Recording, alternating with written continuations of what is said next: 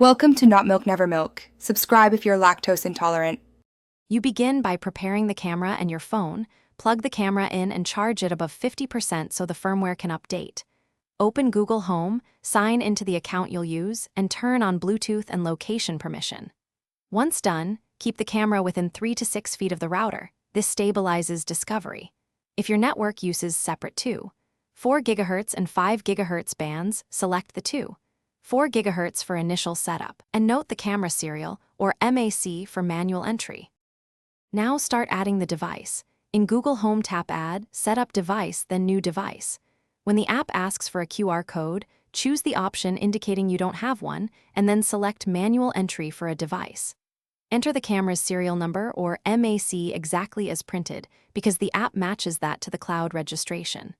Follow the prompts to choose your 4 GHz Wi-Fi, enter the password, assign a room and device name, and grant camera and microphone permissions so streaming will work. Finish by letting the camera complete any firmware sync. This can take several minutes, so be patient. Test the live view, motion alerts, and two-way audio to confirm full functionality, and then adjust detection zones or sensitivity as needed. If something goes wrong, power cycle the camera and router, verify the Wi-Fi password, or temporarily use a phone hotspot to link the device and bypass network issues. As a last resort, perform a factory reset by holding the reset button for 10 to 15 seconds until the LED indicates a reboot.